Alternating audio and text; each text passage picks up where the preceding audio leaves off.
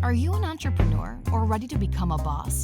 Welcome to Hawaii Boss, the business podcast made in Hawaii, where you will hear from island movers and shakers on who they are and their impact on our state. And now, step into the office of your host for Hawaii Boss, David Pettyjohn. Aloha, Hawaii Boss podcast crew, listening in out there to another week, another boss's office we're heading to. This time, we're going into the boss's office of Pastor Paul Gates, who is the pastor of River of Life Mission in Chinatown. And it's got a long and wonderful history, but we're excited to hear from him. And also, as part of this Thanksgiving, that we let folks know some of the needs that are out there. And again, as we rekindle our ideas for service, that we may consider what Pastor Paul is doing. And so again, welcome, Pastor Paul. Thanks, David. Really appreciate you guys having us on. We say we absolutely love what we do, so we're always excited to share it. Yeah, you have a special mission. It's we go to boss's office. Sometimes we think it's we're going to a corporation or something like that. But there's a lot of bosses out there, leaders who are leading not-for-profit organizations such as yourself, and trying to direct it with the limited resources that you have and really provide more services. It's different, obviously, than for-profit, but certainly it has its strains financially and different things. So walk us through, what a typical day looks like at the River of Life Mission. Yeah, well, you're obviously in my boss's office right now, which is my car, and it's like my mobile office, as you know. I got a surfboard back there, just in case I need a little break. Just in case. Of course, we live in Hawaii. Yeah. But no, it's been such a blessing coming over and leading River of Life Mission, and I was the opportunity that God allowed me to come over and take over such an influential ministry and organization. Mm-hmm. The island has just been such a blessing to my wife and I and our 7 kids. And we're just excited to be here. And, it's just been really cool to see the community here in Hawaii. I was on the radio recently with Connie from IHS, and, we just walked in the office, and it's funny. We kind of knew what each other was going through, even that day, dealing with, large staff and lots of food going out and transition housing and all those things. But it was such a special moment being on the radio with Connie and just sitting with another head leader of a great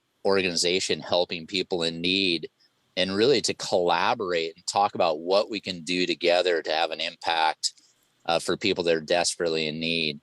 And so just on a daily basis, just coming into the office and helping the staff just move forward. And I say our staff works so hard at what they do. They do everything above and beyond. And, we still give out a hot handmade meal to almost 800 people per day. And What's baffling to me is the average restaurant in the United States gives out serves for a price 300 meals a day. Right. And we do 750 a day for free. And you had a couple that came up to the mission just last week. Somebody was just sharing in the office this story, and they had tears in their eyes because this couple got out. They opened the trunk of the back of their car. They are obviously very poor. They sat in the trunk of the car. We gave them a meal. And first they said, "Thank you. We didn't know that somebody was giving out free meals." And then they cracked open the clamshell with the food in it, and they smelled it, and they go, "It's a hot meal," right? Oh, wow. And then one of our staff said, then they took a bite and they go, "This food is amazing." So I say, I love the fact that we give out 5-star quality food to people on the streets. And I just get the privilege of helping lead that forward with an amazing staff, a great board, a bunch of great donors, and I love it. Well, let's talk a little bit about, listen, you don't just walk into a situation like this, such an integrated and sort of a pivotal thing. You must have got here somehow, some experience here. So let's go back a little bit and tell us about, where was your first job at? What kind of work did you first get your hands dirty with? Yeah, I mean, I had probably one of the most uncorporate bringings up, as I was actually born in Papua New Guinea. So I Okay. was born on an island above Australia. I was born in the jungles of Papua New Guinea, and Uh-huh. but I was raised in a home where my mom and dad had given up their entire life to move. My dad was actually working in a high-paying job designing fighter planes for Northrop and Right. Grumman, and he gave up a high-paying job to be a missionary and go to Papua New Guinea and serve the people there. And that's where I was born, and that's what I Right. was raised into. And so, going to school, what was interesting is when I was going to school, and my dad was a very influential leader in Wycliffe Bible translators. And so when I graduated college, everybody was asking me, Paul, are you gonna go on the mission field like your mom and dad? And I said, no, Right. I actually believe that my call is to stay here in the US Mm-hmm. and activate people into serving others because it so radically changed my Mm-hmm. life. Mm-hmm. And so that's where I went into, kind of a philanthropy angle. I first went into pastoral ministry. I've been a pastor for 28 Mm-hmm. years, worked in some big churches. I've performed 387 weddings Oh, to this wow. point. And I just love what I did in pastoral ministry. But in my 20s, I really learned to have a heart for the homeless. I was leading a youth ministry at the time that had 800 students in the youth ministry. It was like basically like a large church of young people. It was kind of wild. What part of But the country?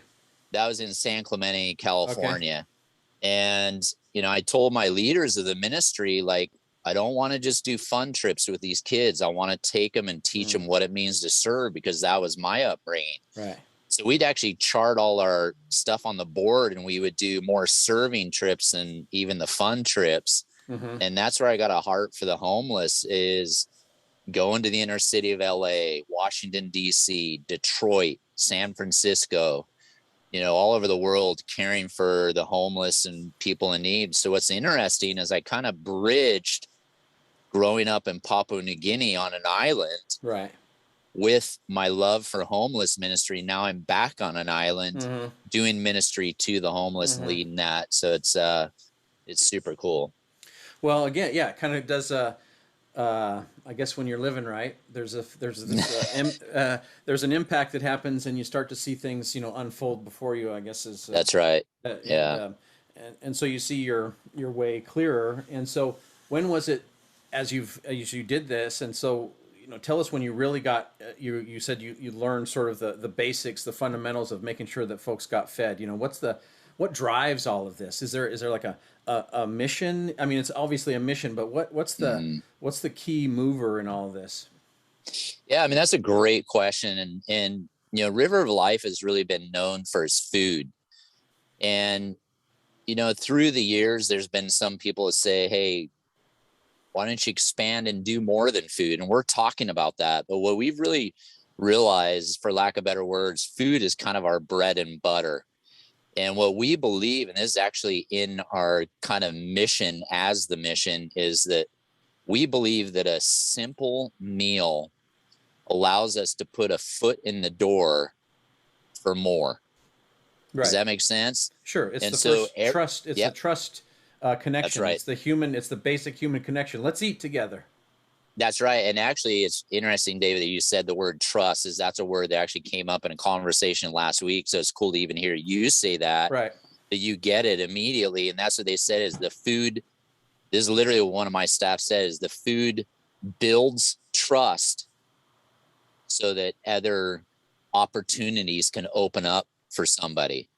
Right. And, that's one of the things I always try and do, is use just as, a lot of people, when they think about the homeless, they're used to potentially shielding their kids to the other side of the street, or they Sure. talk about the detriment they are to society. And we just never see it that way at River Life Mission. We want to, we consider everybody who comes to the mission our guests, Mm-hmm. which I even love that. There's a lot of organizations that use the word, they're our clients, Mm-hmm. but we actually say, these are our guests. You guys are Mm-hmm. our guests. We Mm-hmm. invite you to be a guest at River of Life Mission.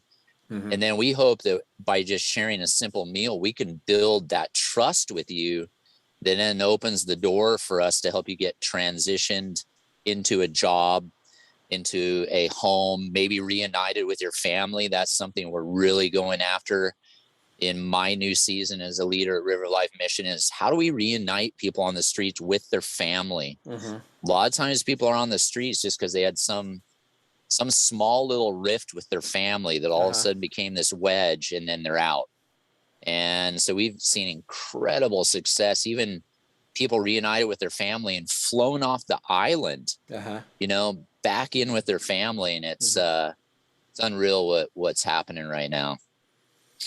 Well, there are many opportunities to serve, and I think that is what you're geared towards too, is making sure that you have to you're creating a marriage of resources and the connectivity to the, I think all of us want to make sure that the folks on the street, or who, with maybe potentially mental health problems, are all fed and taken care of. But again, we don't know how to, a lot of people don't know how to do it. So we rely on organizations like you to kind of like, okay, teach us, how do we get there? Maybe we can go and serve. Maybe we don't go out and deliver meals, but maybe what are some ways that people can get involved, and also other businesses get involved? Yeah, I mean, what you just said is, again, something that's so cool, because this is a leading that we felt, is that because River of Life has been around so long and everybody knows about River of Life, that we really have this significant influence in people's minds and lives, that we have been doing this for a long time. And so we actually have been talking as a staff as how do we transition from being this incredible ministry that's done great work to actually training others how to do the work that we've done. Right. So one of the things that we're really trying to grow into, even in 2022, is training churches, families, individuals, other organizations, how to do what we do so we can multiply our efforts. But I do agree that it just starts by jumping in and serving. And the coolest thing is it's so easy right now, because we just redid our website. So if you go to riveroflifemission.org, you'll see two simple buttons. One says, I need help. So if somebody does need help and they want to connect with us, they can click that button. The second one says, I want to help. Right. And they can click that button, and you can get implemented into an immediate system to start coming and volunteering. We're trying to make everything super simple, because, I told my team, I don't want anything to keep somebody from coming to serve. If somebody wants to serve and they have the guts to click on a button and say, I want to help, we want to make it as easy as possible.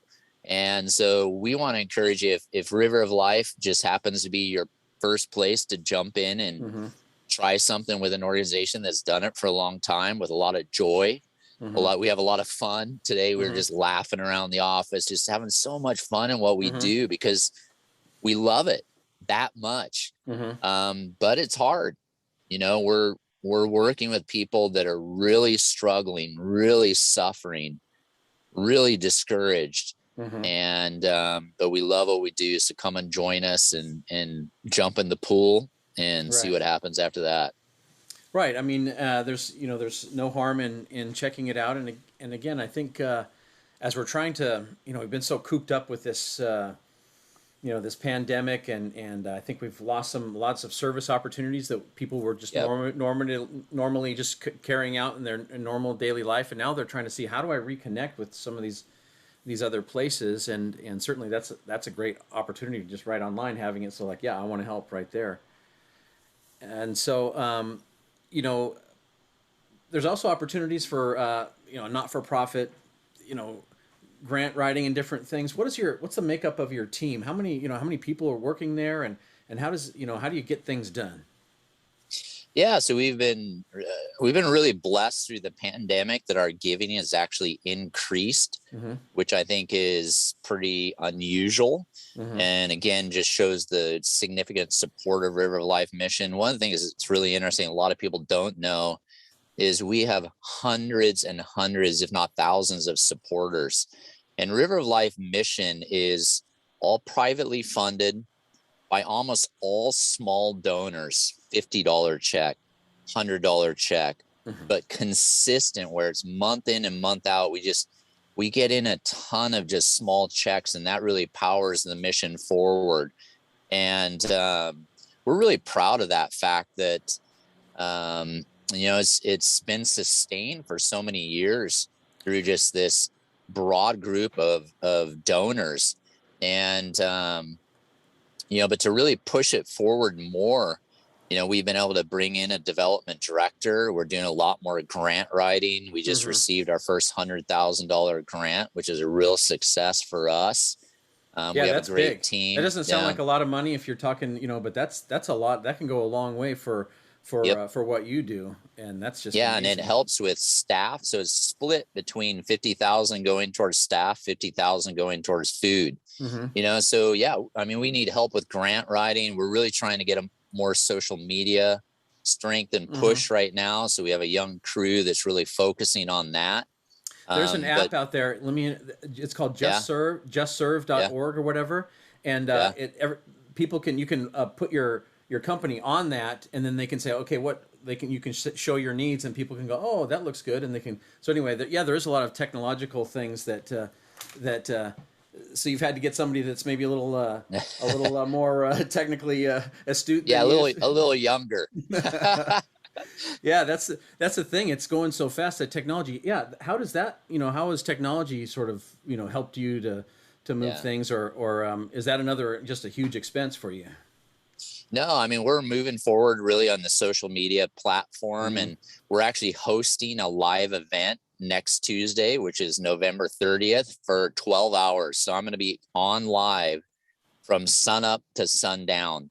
Many people know it is Giving Tuesday, and a lot of people don't know that 2.75 billion was given last year domestically in the US on Giving Tuesday.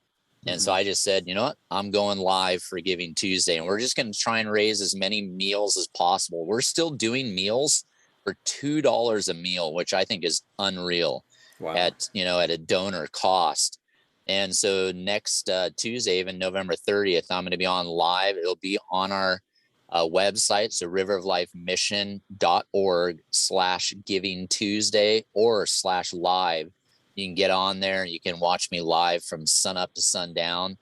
But we're posting a lot more on social media, doing a lot more video reels of our guests, of our food being made. And it's fun stuff. I mean, we have some great content up there, including a homeless guy who was a professional boxer. He fought with Muhammad Ali, and we actually got him on a Zoom call the first time in 20 years he had talked to some of his children. Oh, wow. And all of a sudden he starts bawling, crying, and just saying, I love you. I love you. I miss you. And that's Orlando. And we have these videos up that they're fun of us staff, making food and getting food out there. But then these just powerful videos of Orlando getting reunited on a Zoom call with his family and just weeping, seeing his children for the first time in 20 years. So it's an adventure, but never a dull. If you come serve with River of Life Mission or get involved, there's never a dull moment. Well, and that's true. And sometimes there's some things though that make a little bit worried. I mean, they're anxious about maybe they've never been in that part of the neighborhood. Chinatown. At night, I guess there's some challenges there. Safety is a thing. I mean, has there as a community? I know there's been stuff in the news about, again, we try to be apolitical, but what are some of the needs out there to help, in these kind of maybe impoverished, I wouldn't say, or maybe just these homeless sort of zones where folks, they end up where, how do we, what has been the I guess the talk among the community there? Yeah, I mean, that's a great question. And I mean, obviously, that's why it's great to come serve even with an established ministry like River of Life. So for instance, we don't let anybody 16 and under, work with our guests directly, Gotcha. So, and we also have a team that is highly trained to work with our guests. And when River of Life first started, to be honest, for the first, 20 or so years, we had staff that were hit almost daily. We had staff that were spit on and almost daily. But to be honest, David, that has gone away. We actually have people on the streets that look out for our staff now. And if somebody tries to get frisky with our staff or whatever, somebody will step in and go, hey, no. River of Life is here to love on us. Do not do anything, But That's a we still testament. have, That's a yeah, testament to the work absolutely. that's happened over the years. That's created this community of like, this is our resource. Don't mess with our resource. Absolutely. So Yeah. yeah, But yeah, our go ahead. team that's out there on the streets, they're trained to handle that stuff. But, for people that want to come in and fold napkins and forks, or Right. we squirt shampoo and conditioner into little single serves, or Mm-hmm. sort clothing, Right. or, even come in and work in the kitchen. There's a ton of opportunity. Just go on the website and click I want to help, Okay. and we'll get you onboarded and put you in the right spot. No time. Yeah. I'm sure there's lots of, many hands make light work is what they say. That is very true. So, a little bit of, you've just only been here a year, but this has been here since 87. What Yep. really do you think has kept this together? It's a ministry.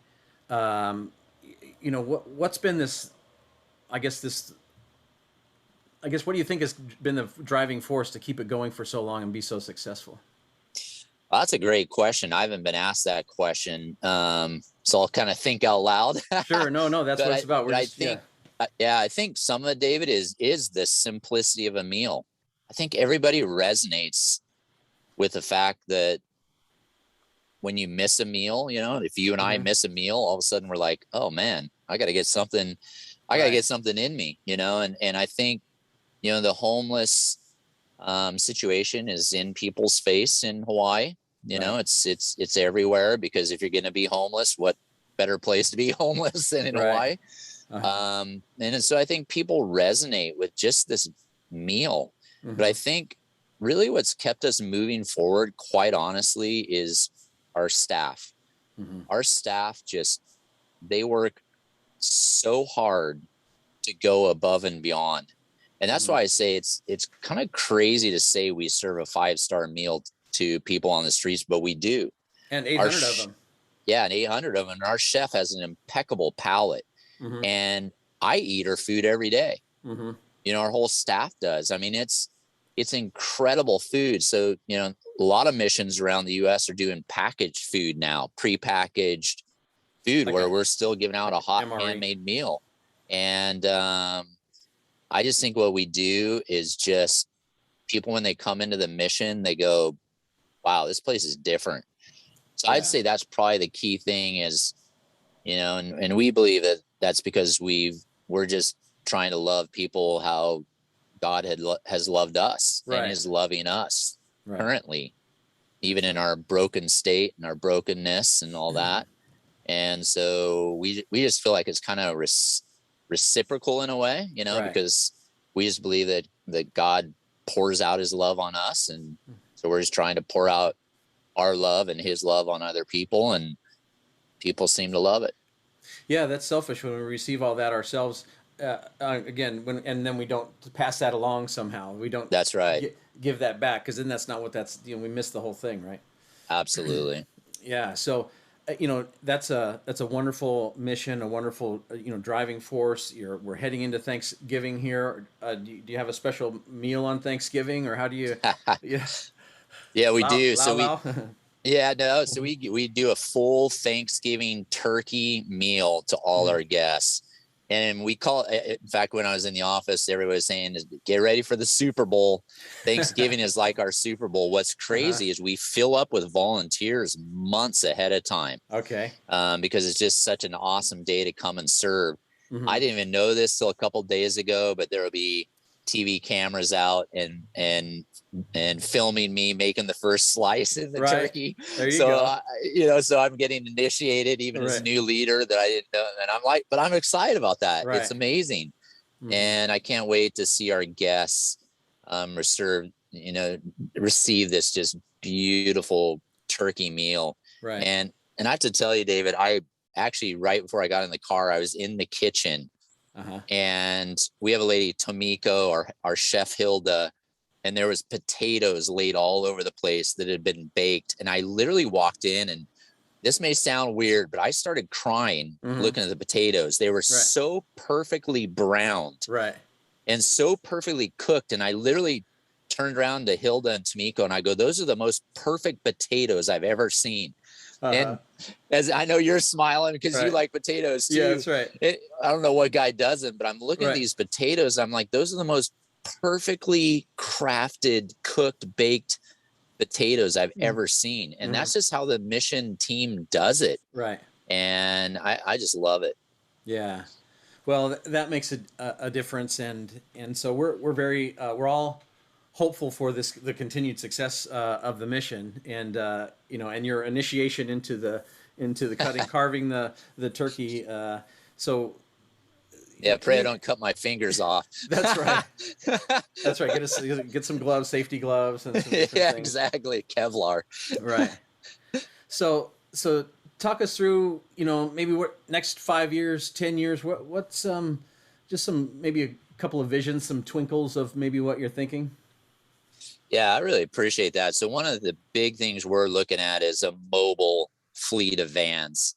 And so we actually are talking about, not only duplicating ourselves with training other, organizations how to do what we do, but also facilitating them with food so they don't have to, because we have a commercial kitchen.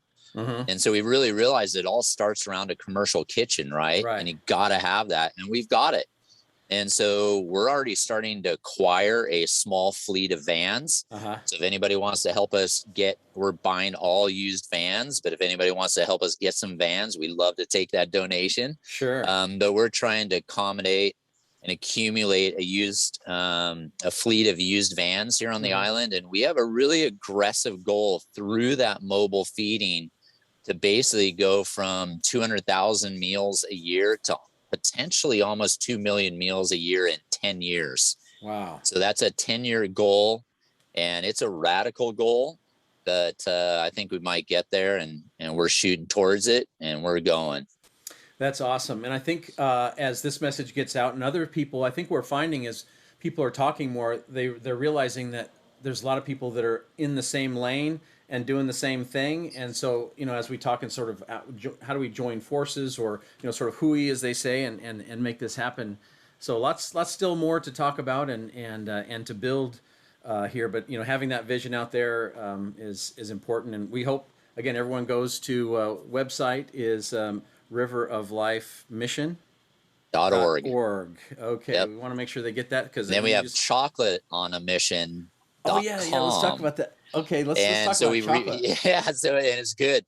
So we have an amazing chocolate. It's a blend of milk and dark. So people who love milk chocolate love it. People who love dark chocolate love it. And I'm telling you, it is an amazing chocolate. Our slogan around it is handmade and helping Hawaii. And I love that. We hand make it right at the mission, and it directly goes, the proceeds directly go to feed the homeless. Right. And we have an amazing lineup of chocolate. It's been rebranded. We have a new website. We've opened a new showroom on Mauna Kea Street in Chinatown. So you can come in and get some of our amazing chocolate. And we have we have collabs with chefs in Waikiki. We have a minty matcha that's amazing. We have a chocolate covered fortune cookie that can be a corporate gift, where we can custom print what's in the fortune cookie and then that's super enrobe it in chocolate.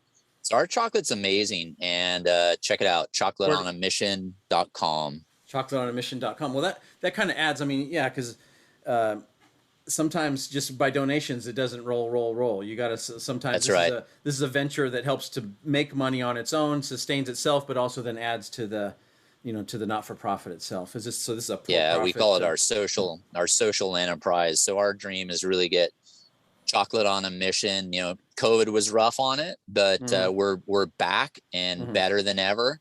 And if we can get that social enterprise really going again, we can venture out and do some other social enterprises. And we just brought on a new guy to help us move that forward, and we're super excited. Well, it sounds like you got a lot of good things going. We're praying and hoping, and that this Thanksgiving through to Christmas, that there's lots of support and continued donations for you. But just before we go, though, we always like to find out a little bit more about the boss when we go in and see you. So if you're not down there at the kitchen, I'm guessing you're kind of one that you're maybe there all the time. But if you take time off, or if you go and do something with yourself or family, we just kind of skimmed over that you're married and you have 7 children. That must take a little time. Yeah, my wife and I love to be outside. We love the beach. We loved it. Our whole family surfs. Our whole family fishes. Our whole family just loves to get out there. And you know what? This Hawaii is God's country, right? And we just love to get out there and enjoy it.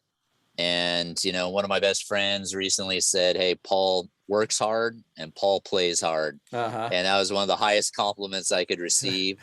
And so, yeah, come by the mission. I'm definitely all around I'm kind of a cheerleader of our team. Right. I just love people, especially when people have a heart to do good. I just love to fan that into flame. And so, yeah, I'd love to meet you in person anytime. For sure. Well, again, our hearts and, again, with such a good mission and such success, all we can wish for is continued success and long into the future. And we look forward to your tenure, however long it may be, but it sounds like it might be for a long time. And so we hope to see you again as things go forward and tell us how things are going. We'd love to get the word out and let folks know that riveroflifemission.com is a place to go if you want to get involved. Love it. Thanks, David. Have a great day. Yeah, you too. Aloha. God bless you. Aloha. Okay. Aloha. Make sure to subscribe to Hawaii Boss and follow us on social media at Hawaii Boss Podcast at the links in the description. We'll see you soon in the boss's office.